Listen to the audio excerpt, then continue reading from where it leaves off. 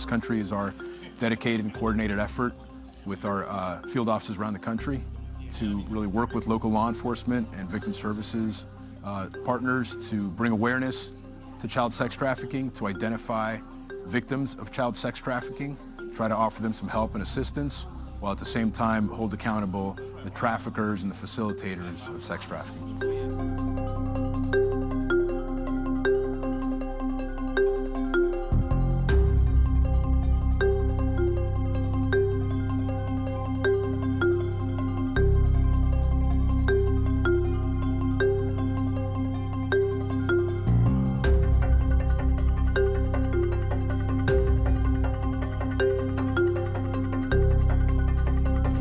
I'm also deeply appreciative of the efforts of the victims' families in this case.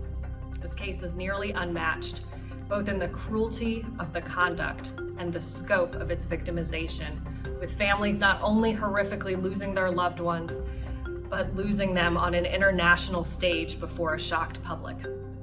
However, without the family's commitment, this case never would have made it to our courthouse.